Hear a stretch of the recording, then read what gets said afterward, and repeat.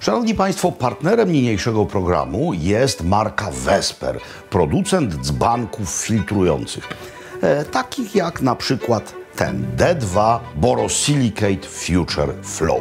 Dzbanek jest szklany, jest wyposażony w filtr oraz inteligentny licznik, który pokazuje stopień zużycia filtra.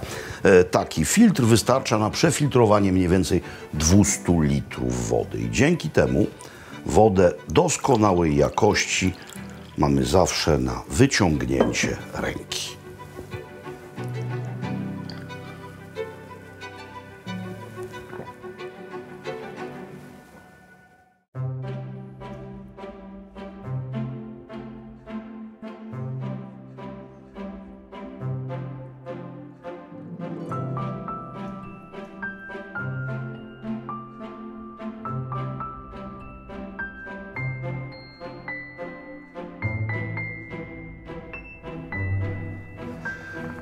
Szanowni Państwo, ukłony niskie z Beskidu Wyspowego łamanego przez Beskid Makowski. Wczoraj przyjechaliśmy tutaj z Krakowa. W Krakowie było niezwykle ciepło, ptactwo przedwiosennie kwiliło, forsycje pyszniły się swoim żółtym kwieciem, a i krzewy puściły już zielone listki. Wczoraj jeszcze tutaj było dość podobnie, może trochę chłodniej. Mam dowód. Spójrzcie, oto zielone listki na gałązce krzewu, który tam właśnie rośnie. No i to się stało przez noc. Jest mróz, jest śnieg, jest mgła. W zasadzie na odległość kilkudziesięciu metrów traci się widoczność. Chcieliśmy się pokręcić po okolicy krajoznawczo. No ale plany są po to, by je weryfikować w sposób racjonalny. No i tak byście nic nie zobaczyli, a i my byśmy zmarzli straszliwie. Więc idziemy do domu, idziemy do naszej samotni, tam będziemy gotować. To dobra wiadomość dla tych, którzy twierdzili, że ostatnio jakby migam się w kwestii gotowania. No bo są programy krajoznawcze, ale są też takie, gdzie skupiamy się na kuchni. I właśnie dzisiaj tak będzie. Zatem do gotowania marsz.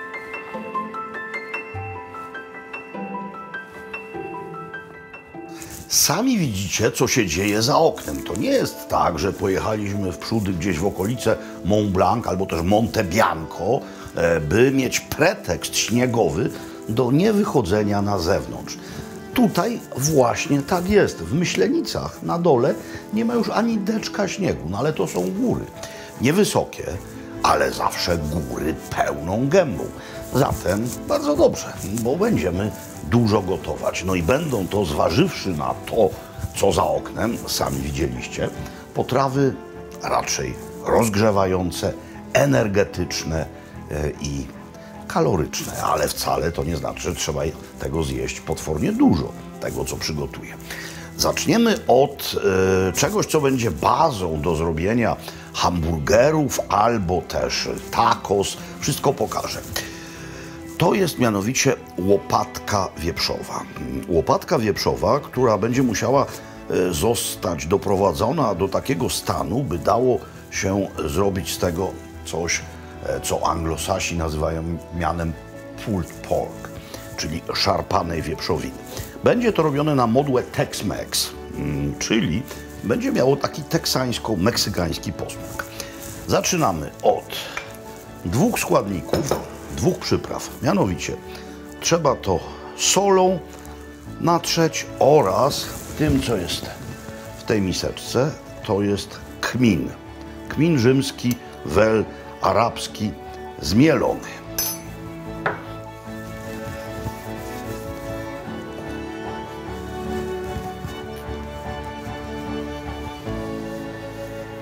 W rondlu o bardzo grubym dnie rozgrzewam oliwę. Teraz trzeba zrobić tak, by ta oliwa rozprowadziła się również po bokach naczynia. Ona jeszcze nie dymi, ale jak mniemam, jest wystarczająco nagrzana. Więc teraz obsmażamy to z obu stron. Jest nagrzana. Bardzo ładnie.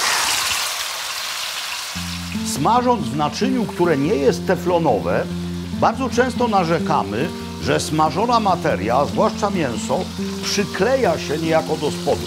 Ale tak się dzieje tylko wtedy, kiedy jesteśmy niecierpliwi, kiedy zbyt wcześnie staramy się oderwać mięso od dna naczynia. Zobaczcie. Teraz, kiedy to jest przyrumienione lekko i białko się tutaj ścięło, zupełnie nic nie przykleja się do spodu. Dajmy się temu zrumienić z drugiej strony. No i teraz już będę dodawał po kolei całą resztę składników, ale to jeszcze jakieś 5 minut. Dźwięk jest niezwykle atrakcyjny, no i pobudza apetyt. Ale trzeba teraz przerwać proces smażenia i zamienić go w proces duszenia. Więc mam tutaj pomidory. Pomidory bez skórki, pelati.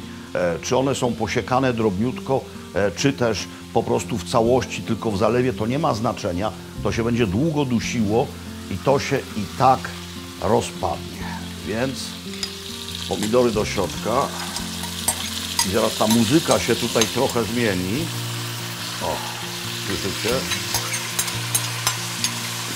Gdyż smażenie w duszenie przejdzie. Druga rzecz, która wygląda jak przecier pomidorowy, ale nim nie jest. To jest pasta z pieczonej papryki. Turecka. Doskonała. Można ją kupić w tureckich sklepach. Jeśli robicie bulgur albo kuskus, to dodatek tego jest absolutnie doskonały. Ona występuje w dwóch wersjach. Z ostrych papryk i z papryk nieostrych. Ta jest nieostra. Po prostu upieczone, obrane ze skórki papryki zmielone. To jest absolutnie boskie. To się wszystko tutaj zamieni w jednorodny sos.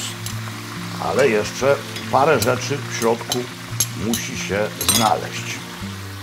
No więc dodajmy temu płynu jeszcze więcej, czyli porządny kieliszek czerwonego wina, no i trochę wody. Jeśli okaże się na samym końcu, że ten sos jest zbyt rzadki, to zawsze można go odparować. Ale tu też więcej żadnych płynów nie będzie, więc to wszystko musi się pięknie udusić. Woda, wino. No i przyprawy oraz jarzyny. Czerwona cebula, która może być byle jak pokrojona, gdyż jej zadaniem jest rozpaść się w sosie. Z tym wek. Tu odcinamy. Czerwona cebula, gdyż jej kolor nie zepsuje nam koloru sosu, gdyż sos i tak jest czerwony od wina. Czosnek, 2-3 ząbki, również byle jak pokrojone. To się wszystko ma rozlecieć. Już wracam. Już wracam do miejsc z przyprawami. Tak, tu jest również kmin, tylko już nie zmielony, tylko w całości w ziarnach. To jest papryka wędzona, to jest bardzo ważne, wędzona papryka. Ten aromat wędzenia jest ważny.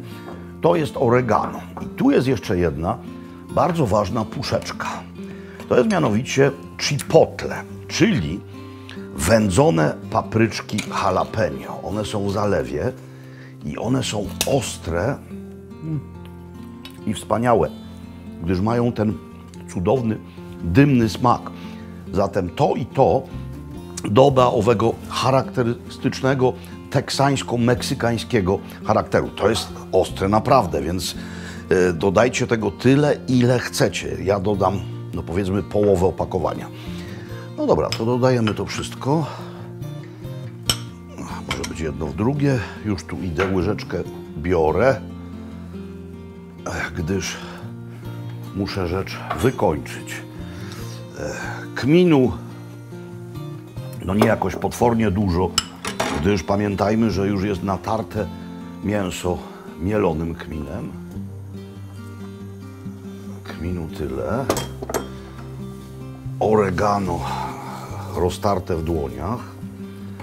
wędzona papryka dość sporo i chipotle. O, teraz wam pokażę. O, to są one właśnie. To są one. Cudowny, wędzony aromat, ostrość. Wszystko jak należy. Dymny smak. Obiecałem połowę, więc będzie połowa. Oczywiście trzeba będzie skorygować smak, ewentualnie dodać tutaj jeszcze trochę soli. Ale dobre. A teraz potrzebuję już tylko pokrywki, mniejszego ognia. W ogóle zmienię palnik i ustawię to tam. Chodzi o to, żeby to teraz sobie pyrkało przez 3 godziny na pewno. I ponieważ mamy kilka godzin, zanim ten pulled pork się zrobi, no a czasu nie ma sensu marnować na niegotowanie, więc en passant, w tak zwanym międzyczasie zrobię jeszcze jedną potrawę. Danie, które nauczyłem się przygotowywać w Belgii, bo tam mnie tym przynajmniej raz w tygodniu karmiono. To jest mianowicie cykoria, która się po angielsku nazywa belgijską endywią, bo zarówno to, jak i brukselka z Belgii pochodzi. I jest to doskonała rzecz, nie tylko w sałatkach. Ja zrobię to w wersji zapiekanej pod serowym beszamelem z jednym tylko składnikiem mięsnym, który wszakże można pominąć. Więc jeśli nie jecie mięsa, a jecie nabiał, to możecie pominąć mianowicie to. To jest szynka szwarcwaldzka. Gdybym to robił w Belgii, zrobiłbym to z szynką ardeńską. Jakie punkty wspólne mają ze sobą te dwie szynki? Poza tym, że i Schwarzwald, i Ardeny to pasma górskie. Otóż obie te szynki są wędzone dymem z iglastych drzew, z iglastego drewna. Zatem mają bardzo intensywny, jodłowy aromat. Ale jak powiedziałem, możecie śmiało szynkę pominąć. Ser jest ważny, o tym wszystkim będę mówił, bo teraz wstępny proces. Mianowicie, trzeba w garnku, w mieszaninie mleka oraz wody, mniej więcej pół na pół. Dlaczego mieszam mleko z wodą? Ano dlatego, że samo mleko, jak wiadomo, poza tym, że ma najszybszy transport, to również bardzo łatwo się przypala i kipi. A mnie chodzi teraz o to, by wstępnie obgotować cykorię. Co jest ważne, jeśli brzydkie są listki zewnętrzne, to trzeba to z owych listków obrać, ale nie wolno odcinać końcówki. Gdyż jeśli odetniemy końcówkę, to całość się rozpadnie i będziemy mieli wióry. A nam chodzi o to, żeby to było całe. Więc teraz do tego dodajemy nieco cukru, trochę soli i to się powinno gotować w tym no mniej więcej przez 40 minut na małym ogniu.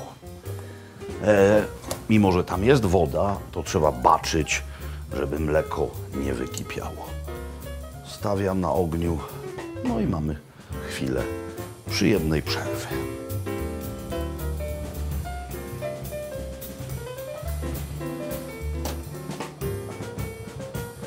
Ugotowane cykorie trzeba odcedzić, a nawet odcisnąć, ponieważ kluczową rzeczą jest to, by pozbyć się z nich tego płynu, w którym spoczywały.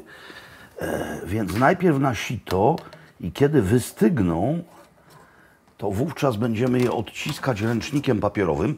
Dzięki temu, że ta końcówka nie była obcięta, mamy je w całości. Niech sobie tutaj stygną, odciekają, potem będziemy odciskać, a w tak zwanym międzyczasie przygotuję sos. Sos do gotowania to będzie beszamel serowy, czyli we francuskiej klasyfikacji sosów beszamelowych sos mornay. Beszamel wiadomo, Zresztą za chwilę zobaczycie, jeśli nie wiecie. Masło, mąka, mleko, trochę cukru, trochę soli, sporo gałki muszkatołowej. Natomiast ser jest ważny. Ja mam ser, który się nazywa Comté. Jest to ser z mleka niepasteryzowanego, au lait cru, mówiąc po francusku, ale jeśli użyjecie Emmentalera, jeśli użyjecie Gruyera, to będzie równie dobre. Możecie również użyć austriackiego sera z Alp, Bergkäse. To w zasadzie jest kwestia waszego uznania, no tylko pod warunkiem, że to jest dobry ser. No i zanim zaczniemy to robić, trzeba ser zetrzeć. Na jakiej tarce? Wszystko jedno, porządny ser się rozpuści. Beszamel to jest dość prosta sprawa pod warunkiem, że zachowujemy właściwą kolejność rzeczy. No więc niezbyt mocny ogień, najpierw masło, które się musi tutaj rozpuścić, za chwilę mąka, a potem cały czas mieszamy. Gigi przemknął, nie wiem czy go widzieliście, to jest kotek. Gigi, Gigi, tam jest. Gigi, Gigi, no chodź, o jest, to jest właśnie Gigi. Oduczyliśmy go pewnego zwyczaju niekorzystnego żywieniowego, gdyż on jest małym kotkiem, jest dalmatyńczykiem, nie w sensie rasy psów, tylko w sensie pochodzenia. I na początku jadł wyłącznie parówki, no i musieliśmy go jakoś przekonać, by zaczął jeść również coś innego. Więc już Gigi Giuseppe je również suche kocie jedzenie. Dobra, chodzi o to, żeby to była jasna zasmażka. To jest istota beszamelu. Nie rumiana, której używa się do sosów pieczeniowych, tylko jasna. No ale masło się jeszcze nie rozpuściło. Tutaj, dobra, pokażę, tylko przyniosę sobie łapkę. Pokażę wam ten etap mianowicie. Widzicie, co się tu dzieje? Na razie dużo sosu, ale jak się rzekło, to odparujemy. To się wszystko połączy. A ja myślę, że zmienię w ogóle palnik, bo ten jest jakiś taki bardzo maleńki, lajtowy, a teraz możemy działać już trochę bardziej śmiało. Więc 2 łyżki mąki, mniej więcej, czubate i jasna zasmażeczka.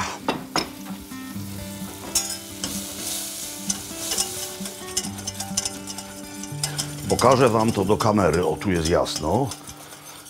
Jest całkowicie rozmieszane masło, roztopione razem z mąką. I teraz trzeba wlewać tutaj w przódy. O, możemy to nawet zrobić tutaj, bo to w tej chwili nie musi być na ogniu. Trzeba tutaj wlewać mleko.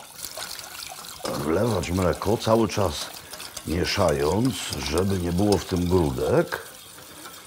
Dodać do tego starty ser, doprawić to solą, odrobiną cukru oraz gałką muszkatołową. I to właśnie będę czynił, a potem postawię to znowu na ogniu i będę mieszał.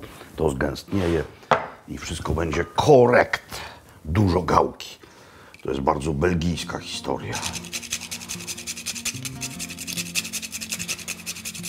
To się właśnie dzieje, jeśli zrobimy porządny sos Mornay.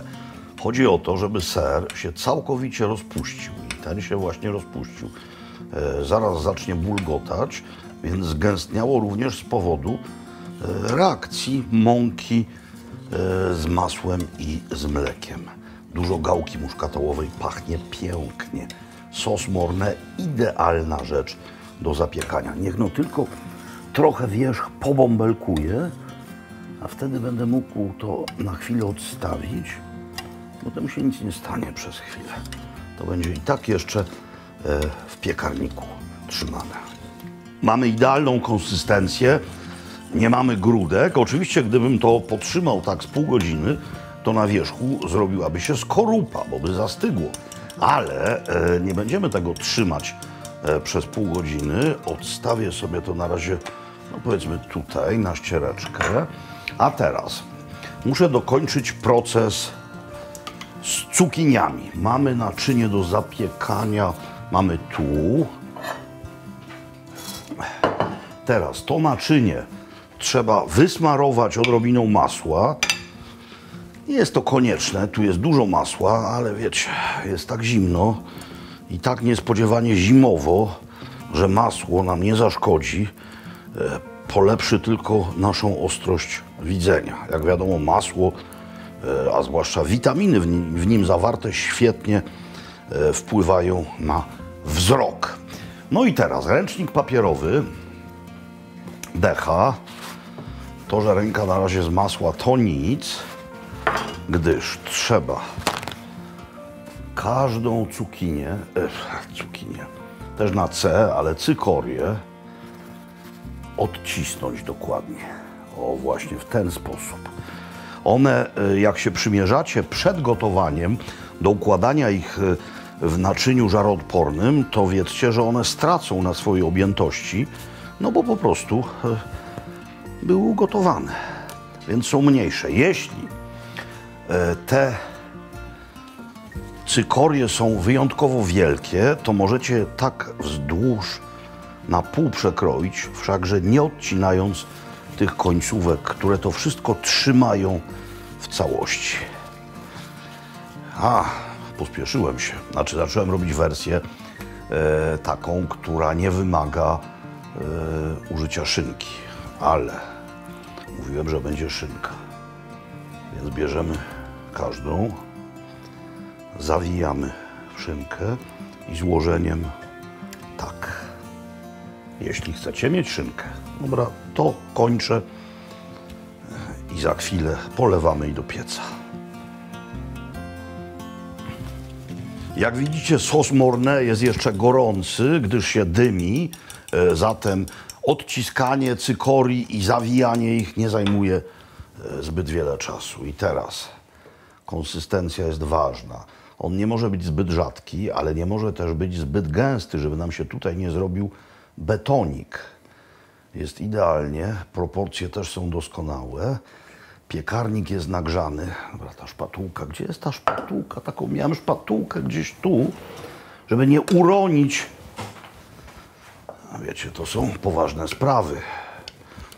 To jest poważny ser i poważny sos. A fortuny dzięki oszczędności się rodzą. O, i to jest dobre. 40 minut góra. To się tylko musi ładnie zapiec. 180-190 stopni. Et voilà! Wieprzowina dochodzi, zapieka się cykoria, sos do wieprzowiny. Meksykańska albo też teksańsko-meksykańska salsa. Bardzo proste rzeczy. Tutaj mianowicie bardzo drobno posiekana czerwona cebula, tutaj kolendra, tutaj pomidorki, o tej porze roku pomidorki koktajlowe posiekane w kosteczkę, sos z limetki, wellemonki i awokado i sól. I teraz jedyne, co muszę zrobić, to pokroić w kostkę awokado, w drobną kosteczkę i wszystko tutaj wrzucić, wymieszać. Oczywiście awokado od razu zalać sokiem z limetki, żeby nie ściemniało.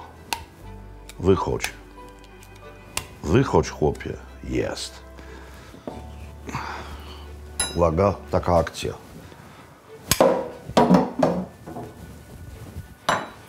Obieramy dojrzałe, ładne.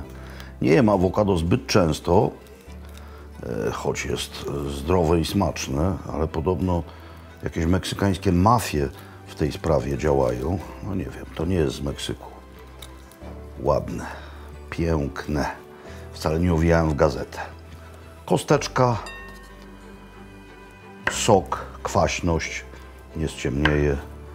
Wszystko będzie pod kontrolą. Wszystkie składniki mieszamy.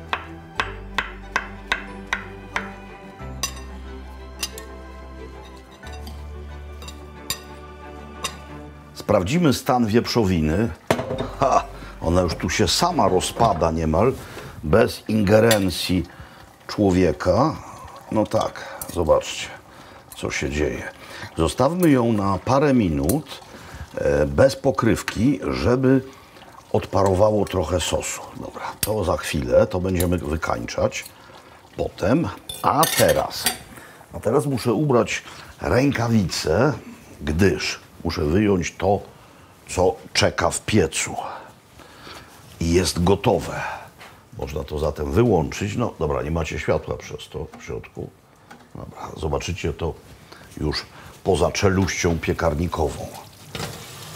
No, mruga pięknie, belgijsko do nas. To jest kaloryczna bomba. Jak mi to dawali w Belgii do jedzenia, a raz w tygodniu to jadłem i potem z rzeczonej Belgii wróciłem, a miałem wówczas 20 parę lat. Jak pierwszy raz tam byłem, to moja mama mnie niemal nie poznawała. Byłem utyty strasznie. Kuchnia belgijska to jest, wiecie, po prostu francuska rafinada, niemieckie porcje. Ja nie będę nakładał sobie porcji gigantycznej. Wezmę odrobinkę. Ładne to jest, ładne to jest. I ten sos Mornay, maślano-serowy. Tak, tak. No, wzrok nam się zaostrzy. Odrobinka, widzicie? Widzicie, jak to wygląda? O, tutaj mamy szynkę szwarcwaldzką. Nie musicie jej używać, jak powiedziałem. Sam sos jest wyborny.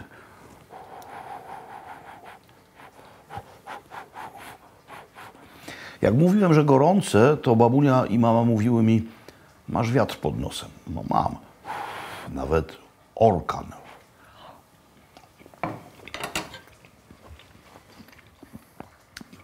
Ekstra, ekstra. My to teraz spożyjemy, a za chwilę zajmiemy się wykończeniem pulled porku.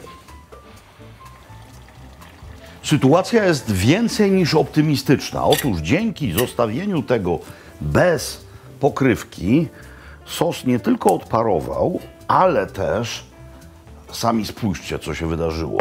Mięso się rozpadło niemal całkowicie i wypiło rzeczony sos. Więc to, co teraz musimy zrobić, to skorzystawszy z widelców, porwać to tak całkowicie, żeby był to pulled pork, czyli szarpana wieprzowina. To jest piękna sytuacja, to jest piękne, to jest pełne smaków i to jest właśnie to, o co walczyliśmy. O, cudowne, kleiste, aromatyczne i wiem, że doskonałe, bo próbowałem. Teraz muszę uruchomić jeszcze tutaj gaz, a mianowicie mam patelnię grillową, która jest bez tłuszczu. Na tejże patelni będę pobudzał do życia bułki do hambuksów. Takie, jakie najbardziej lubię, czyli takie brioszki. Słodycz tych buł plus ekstraktywność rzeczonego sosu. Nigdy nie tnijcie tak do końca dalej, gdyż jak wam się omsknie nóż, to przetniecie sobie tutaj palucha. One są niepobudzone, ale zaraz się wzbudzą dzięki ciepłu. Pak, pak, pak, pak. Chwilka i działamy dalej. A ja szarpię.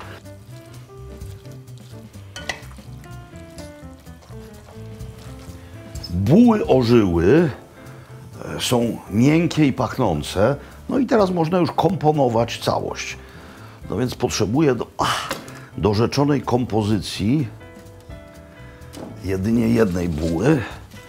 Tę odłożę, zjara się, może się zjarać.